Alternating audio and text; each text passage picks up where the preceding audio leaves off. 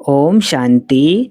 25 सितंबर 2025 के ईश्वरीय महावाक्य है। पहले सुनते हैं मुरली के मुख्य पॉइंट्स। बाबा ने कहा, यह ड्रामा का खेल बिल्कुल एक्यूरेट है। हर सीन समय पर रिपीट होता है, इसमें जरा भी फर्क नहीं पड़ सकता। ज्ञान तलवार है, पर उसमें शक्ति तभी है जब याद का जौहर भरा होगा। बाप ही रचयिता और रचना के आदि मध्य अंत का परिचय देते हैं और कोई नहीं बता सकता। सेवाओं में सफलता के लिए दो प्रमाण चाहिए, पहला एकता और दूसरा संतुष्टता। ये मंदिर, यादगार चित्र सब हमारे ही हैं, जो अब चैतन्य में हम बन रहे हैं। लास्ट में बाबा ने कहा, गृहस्थ व्यवहार में कमल फूल समान रहना है। हंस और बगुले साथ हों तो भी युक्ति व सहनशीलता से चलना है। अच्छा, अब सुनते हैं मुरली को विस्तार से। मुरली का सार। मीठे बच्चे, यह ड्रामा का खेल एक्यूरेट चल रहा है। जिसका जो पार्ट जिस घड़ी होना चाहिए वही रिपीट हो रहा है। यह बात यथार्थ रीति समझना है। प्रश्न, तुम बच्चों का प्रभाव कब निकलेगा? अभी तक किस शक्ति की कमी है? उत्तर, जब योग में मजबूत होंगे तब प्रभाव निकलेगा। अभी वह जौहर नहीं है, याद से ही शक्ति मिलती है। ज्ञान तलवार में याद का जौहर चाहिए, जो अभी तक कम है। अगर अपने को आत्मा समझ बाप को याद करते रहो तो बेड़ा पार हो जाएगा। यह सेकंड की ही बात है। ओम शांति। रूहानी बच्चों को रूहानी बाप बैठ समझाते हैं। रूहानी बाप एक को ही कहा जाता है, बाकी सब हैं आत्माएं, उनको परम आत्मा कहा जाता है। बाप कहते हैं, मैं भी हूँ आत्मा, परंतु मैं परम सुप्रीम सत्य हूँ। मैं ही पतित पावन ज्ञान का सागर हूँ। बाप कहते हैं, मैं आता ही हूँ भारत में बच्चों को विश्व का मालिक बनाने। तुम ही मालिक थे ना, अब स्मृति आई है, बच्चों को स्मृति दिलाते हैं। तुम पहले पहले सतयुग में आए, फिर पाठ बजाते 84 जन्म भोग, अब पिछाड़ी में आ गए हो। तुम अपने को आत्मा समझो। आत्मा अविनाशी है, शरीर विनाशी है। आत्मा ही देह के साथ आत्माओं से बात करती है। आत्म अभिमानी हो करके नहीं रहते हैं तो जरूर देह अभिमान है। मैं आत्मा हूँ यह सब भूल गए हैं। कहते भी हैं पाप आत्मा, पुण्य आत्मा, महान आत्मा। वह फिर परमात्मा तो बन नहीं सकते। कोई भी अपने को शिव कह न सके। शरीरों के शिव नाम तो बहुतों के हैं। आत्मा जब शरीर में प्रवेश करती है तो नाम पड़ता है, क्योंकि शरीर से ही पाठ बजाना होता है। तो मनुष्य फिर शरीर के भान में आ जाते हैं। मैं फलाना हूँ, अभी समझते हाँ मैं आत्मा हूँ। हमने 84 का पाठ बजाया है, अभी हम आत्मा को जान गया हूँ, है ना। हम आत्मा सतो प्रधान थी, फिर अभी तमो प्रधान बनी हूँ। बाप आते ही तब तब हैं जब सब आत्माओं पर कट लगी हुई है। जैसे सोने में खाद पड़ती है ना, तुम पहले सच्चा सोना हो, फिर चांदी तांबा लोहा पड़कर तुम बिल्कुल काले हो गए हो। यह बात और कोई समझा न सके। सब कह देते आत्मा निर्लेप है। खाद कैसे पड़ती है यह भी बाप ने समझाया है बच्चों को। बाप कहते हैं, मैं आता भी भारत में ही हूँ। जब बिल्कुल तमो प्रधान बन जाते हैं तब आता हूँ। एक्यूरेट टाइम पर आते हैं, जैसे ड्रामा में एक्यूरेट खेल चलता है ना। जो पार्ट जिस घड़ी होना होगा उस समय फिर रिपीट होगा। उसमें जरा भी फर्क पड़ नहीं सकता। वह है हद का ड्रामा, यह है बेहद का ड्रामा। यह सब बहुत महीन समझने की बातें हैं। बाप कहते हैं, तुम्हारा जो पार्ट बजा वह ड्रामा अनुसार। कोई भी मनुष्य मात्र न रचयिता को न रचना के आदि मध्य अंत को जानते हैं। ऋषि मुनि भी नेति नेति करते गए। अब तुमसे कोई पूछे रचयिता और रचना के आदि मध्य अंत को जानते हो तो तुम झट कहेंगे हाँ, सो भी तुम सिर्फ अभी ही जान सकते हो, फिर कभी नहीं। बाबा ने समझाया है, तुम ही मुझ मुझ रचयिता और रचना के आदि मध्य अंत को जानते हो। अच्छा, यह लक्ष्मी नारायण का राज्य कब होगा, यह जानते होंगे? नहीं, इनमें कोई ज्ञान नहीं, यह तो वंडर है। तुम कहते हो हमारे में ज्ञान है, उनमें तो इनका भी ज्ञान नहीं रहता है ना। तो तुम कहते हो हमारे में ज्ञान है, यह भी तुम समझते हो। बाप का पाठ ही एक बार का है, तुम्हारी एम ऑब्जेक्ट ही है यह लक्ष्मी नारायण बनने की। बन गए फिर तो पढ़ाई की दरकार नहीं रहेगी, है ना। संपूर्ण बन गए तो पढ़ाई की दरकार नहीं रहेगी। बैरिस्टर बन गया सो बन गया, बाप जो पढ़ाने वाला है उनको याद तो करना चाहिए। तुमको सब सहज कर दिया है। बाबा बार बार तुम्हें कहते हैं, पहले अपने को आत्मा समझो, मैं बाबा का हूँ। पहले तुम नास्तिक थे, अभी आस्तिक बने हो। इन लक्ष्मी नारायण ने भी आस्तिक बनकर ही यह वर्षा लिया है जो अभी तुम ले रहे हो। अभी तुम आस्तिक बन रहे हो। आस्तिक नास्तिक यह अक्षर इस समय के हैं, वहाँ यह अक्षर नहीं है। कहाँ पे? सतयुग में। वहाँ यह अक्षर नहीं, पूछने की बात ही नहीं रह सकती, है ना। यहाँ प्रश्न उठते हैं तब तो पूछते हैं, रचता और रचना को जानते हो तो कह देते नहीं। बाप ही आकर अपना परिचय देते हैं और रचना के आदि मध्य अंत का राज समझाते हैं। बाप हैं बेहद का मालिक, रचता। बच्चों को समझाया गया है और धर्म स्थापक भी यहाँ जरूर आते हैं। तुमको साक्षात्कार कराया था। इब्राहिम, क्राइस्ट आदि कैसे आते हैं? वह तो पिछाड़ी में जब बहुत आवाज निकलेगा तब आएंगे। बाप कहते हैं, बच्चे देह सहित देह के सब धर्मों को त्याग मुझे याद करो। अभी तुम सम्मुख बैठे हो, अपने को देह नहीं समझना है, मैं आत्मा हूँ। अपने को आत्मा समझ बाप को याद करते रहो तो बेड़ा पार हो जाएगा।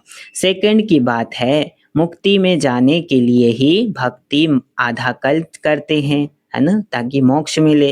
लेकिन कोई भी आत्मा वापिस जा नहीं सकती। 5000 वर्ष पहले भी बाप ने यह समझाया था, अभी भी समझाते हैं। श्री कृष्ण यह बातें समझा नहीं सकते, उनको बाप भी नहीं कहेंगे। बाप हैं लौकिक, अलौकिक और पारलौकिक। हद का बाप लौकिक, बेहद का बाप है पारलौकिक, आत्माओं का, है ना। और एक यह है संगम युगी वंडरफुल बाप जो संगम पर ही मिलते हैं, है ना, और सब युगों में नहीं रहते। इनको अलौकिक कहा जाता है। प्रजापिता ब्रह्मा को कोई याद ही नहीं करते, वह हमारा ग्रेट ग्रेट ग्रैंड फादर हैं।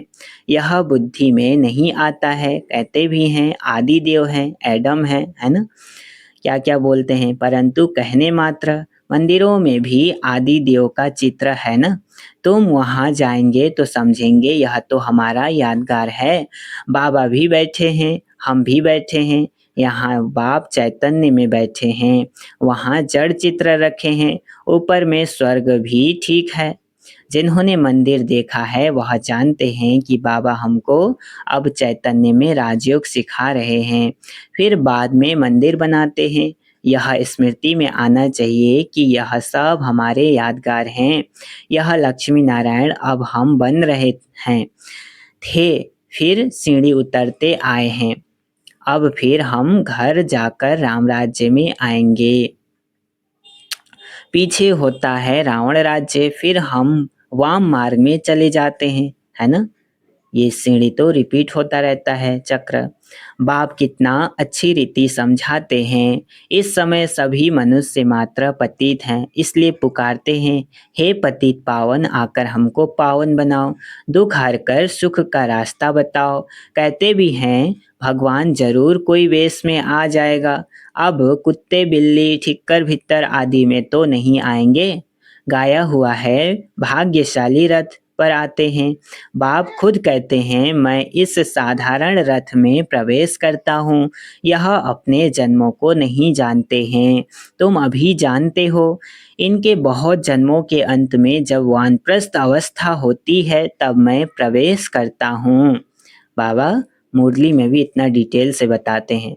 भक्ति मार्ग में पांडवों के बहुत बड़े बड़े चित्र बनाए हैं। रंगून में क्या कहा, रंगून में बुद्ध का भी बहुत बड़ा चित्र है, कोई जगह का नाम है ये। इतना बड़ा कोई मनुष्य होता थोड़े ही है। बच्चों को तो अब हंसी आती होगी कि रावण का चित्र कैसा बनाया है ना। हर साल बड़ा बनाते हैं और सजा धजा के बनाते हैं, तो बच्चों को अब हंसी आती है समझने के बाद। दिन प्रतिदिन बड़ा करते जाते हैं। यहाँ यह क्या चीज़ है जो हर वर्ष जलाते हैं? ऐसा कोई दुश्मन होगा, दुश्मन का ही चित्र बनाकर जलाते हैं। अच्छा, रावण कौन है, कब दुश्मन बना है जो हर वर्ष जलाते आते हैं?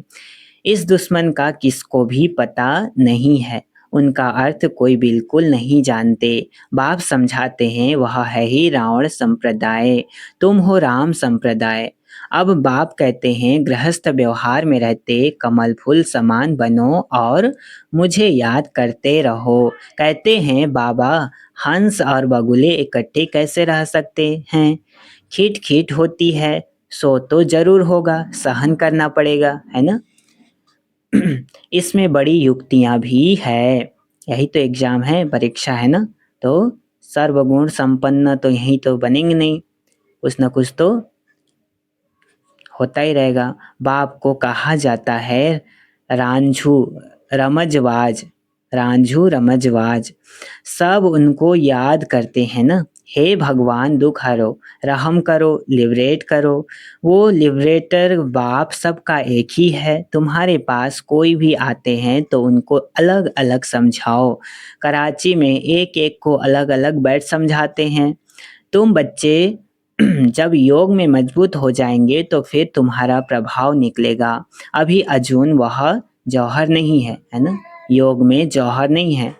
तो याद से शक्ति मिलती है, पढ़ाई से शक्ति नहीं मिलती है ना। पढ़ाई तो नॉलेज है, ज्ञान तलवार है, उसमें याद का जौहर भरना है ना। दोनों का मिश्रण ही एक महावीर कहलाएंगे ना। तो दोनों में ताकत होना चाहिए। वह शक्ति कम है। बाप रोज कहते रहते हैं, बच्चे याद की यात्रा में रहने से तुमको ताकत मिलेगी, पढ़ाई में इतनी ताकत नहीं है। इसलिए तो बाबा कहते हैं ना, आत्म अभिमानी होकर रहो, है ना। अपने को आत्मा समझो, आत्मा समझेंगे तो परमात्मा याद आएगा। तो पढ़ाई में इतनी ताकत नहीं है, याद से तुम सारे विश्व के मालिक बनते हो, तुम अपने लिए ही सब कुछ करते हो। बहुत आए फिर गए, माया भी दुस्तर है, बहुत नहीं आते हैं। कहते हैं ज्ञान तो बहुत अच्छा है, खुशी भी होती है, बाहर गया खलास, जरा भी ठहरने नहीं देती। कोई कोई को बहुत खुशी होती है, ओहो अब बाबा आए हैं, हम तो चले अपने सुखधाम। बाप कहते हैं, अभी पूरी राजधानी स्थापन ही कहाँ हुई है ना, जो चलोगे। तुम इस समय हो ईश्वरीय संतान, फिर होंगे देवताएं। डिग्री कम हो गई है ना। मीटर में पॉइंट होती है, इतनी पॉइंट कम, इतनी ज़्यादा, इतनी कम होती है ना मीटर में। तो तुम अभी एकदम ऊंच बनते हो, फिर कम होते होते नीचे आ जाते हो। सीढ़ी नीचे उतरना ही है। अब तुम्हारी बुद्धि में सीढ़ी का ज्ञान है। चढ़ती कला सर्व का भला, फिर धीरे धीरे उतरती कला होती है। शुरू से लेकर इस चक्र को अच्छी रीति समझना है। इस समय तुम्हारी चढ़ती कला होती है, क्योंकि बाप साथ है ना। ईश्वर जिसको मनुष्य सर्वव्यापी कह देते हैं, वह बाबा मीठे मीठे बच्चे कहते रहते हैं, और बच्चे फिर बाबा बाबा कहते रहते हैं, है ना। कितने सौभाग्यशाली हैं। बाबा हमको पढ़ाने आए हैं। आत्मा पढ़ती है, आत्मा ही कर्म करती है। हम आत्मा शांत स्वरूप हूँ, इस शरीर द्वारा कर्म करती हूँ। अशांत अक्षर ही तब कहा जाता है जब हम दुख होता है, जब दुख होता है ना। बाकी शांति तो हमारा स्वधर्म है। बहुत कहते हैं मन की शांति हो, अरे आत्मा तो स्वयं शांत स्वरूप है ना। जिसका स्वरूप ही शांत है तो उसको शांति कहाँ बाहर ढूंढने की जरूरत है। उनका घर ही है शांति धाम। तुम अपने को भूल गए हो, तुम तो शांति धाम के रहने वाले थे। शांति वहाँ ही मिलेगी। आजकल कहते हैं एक राज्य, एक धर्म, एक भाषा हो, one cast, one religion, one God. अब गवर्नमेंट लिखती भी है वन गॉड है, फिर सर्वव्यापी क्यों कहते हैं? वन गॉड तो कोई मानता ही नहीं है। तो अब तुमको फिर यह लिखना है, लक्ष्मी नारायण का चित्र बनाते हो, ऊपर में लिख दो सतयुग में जब इन्हों का राज्य था तो वह तो one god one deity religion था। परंतु मनुष्य कुछ समझते नहीं है, अटेंशन नहीं देते। अटेंशन उनका जाएगा जो हमारे ब्राह्मण कुल का होगा, है ना। कहीं भी होंगे छड़ छड़ के आएंगे और कोई नहीं समझेंगे। इसलिए बाबा कहते हैं अलग अलग बिठाओ फिर समझाओ। फार्म भराओ तो मालूम पड़ेगा, क्योंकि कोई किसको मानने वाला होगा, कोई किसको, है ना। सबको इकट्ठे बैठाएंगे तो फिर मतभेद हो जाएगा, खिटपिट हो जाएगा। तो सबको अलग बिठाओ और सबको प्यार से समझाओ, बाबा ने बोला है। सबको इकट्ठा कैसे समझाएंगे? अपनी अपनी बात सुनाने लग पड़ेंगे। पहले पहले तो पूछना चाहिए कहाँ आए हो, बीके का नाम सुना है? प्रजापिता ब्रह्मा तुम्हारा क्या लगता है ना। क्वेश्चन बाबा बता रहे हैं क्या क्या पूछना है। कभी नाम सुना है? तुम प्रजापिता ब्रह्मा की संतान नहीं हो, हम तो प्रैक्टिकल में हैं। हो तुम भी, परंतु समझते नहीं हो। समझाने की बड़ी युक्ति चाहिए। अच्छा, मीठे मीठे सिकिलधे बच्चों प्रति माता पिता बाप दादा का याद प्यार और गुड मॉर्निंग। रूहानी बाप की रूहानी बच्चों को नमस्ते। हम रूहानी बच्चों की रूहानी माता पिता बाप दादा को याद प्यार और गुड मॉर्निंग। नमस्ते नमस्ते नमस्ते, शुक्रिया बाबा शुक्रिया। धारणा के लिए मुख्य सार है पहला पॉइंट, मंदिरों आदि को देखते सदा यह स्मृति रहे कि यह सब हमारे ही यादगार हैं, है ना।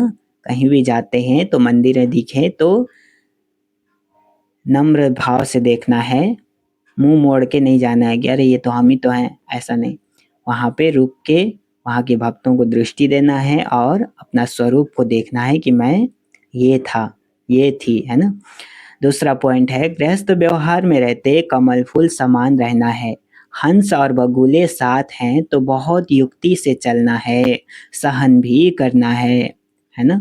सब आपको हंस ही हंस नहीं मिलेंगे, कलयुग है ना। समय का अंत है तो सब सामने आएंगे आपके। तो क्या करना है? युक्ति से चलना है, सहन भी करना है। वरदान आज का एकता और संतुष्टता के सर्टिफिकेट द्वारा सेवाओं में सदा सफलता मूर्त भाव। क्या कहा?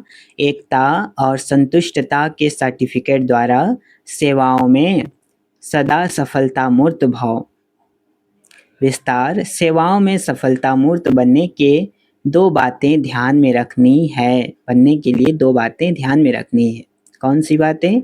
एक है संस्कारों को मिलाने की यूनिटी और दूसरा स्वयं भी सदा संतुष्ट रहो तथा दूसरों को भी संतुष्ट करो। ये दो बातें ध्यान में रखनी है। सदा एक दो में स्नेह की भावना से, श्रेष्ठता की भावना से संपर्क में आओ तो यह दोनों सर्टिफिकेट मिल जाएंगे। फिर आपकी प्रैक्टिकल जीवन बाप के सूरत का दर्पण बन जाएगी और उस दर्पण में बाप जो हैं, जैसा है वैसा दिखाई देगा, है ना। तो बाप को हमें प्रत्यक्ष करना है। स्लोगन में है आत्म स्थिति में स्थित होकर अनेक आत्माओं को जिए दान दो तो दुआएं मिलेंगी। क्या कहा? आत्म स्थिति में स्थित होकर अनेक आत्माओं को जिए दान दो तो दुआएं मिलेंगी। कैसे मिलेंगी? जब जियेदान देंगे आत्मिक स्मृति में रहकर। अपना सीट है ना भृकुटी, तो वहाँ पे स्थित होकर सबको जियेदान देना है। अव्यक्त इशारे, अब लगन की अग्नि को प्रज्वलित कर योग को ज्वालारूप बनाओ। जैसे अग्नि में कोई भी चीज डालो तो नाम, रूप, गुण सब बदल जाता है। तो ऐसे जब बाप के याद के लगन की अग्नि में पड़ते हो तो परिवर्तन हो जाते हो। मनुष्य से ब्राह्मण बन जाते, फिर ब्राह्मण से फरिश्ता सो देवता बन जाते, है ना। पावरफुल भट्टी है ना बाबा के। लगन की अग्नि से ऐसा परिवर्तन होता है जो अपनापन कुछ भी नहीं रहता, इसलिए याद को ही ज्वाला रूप कहा है। अच्छा, ओम शांति।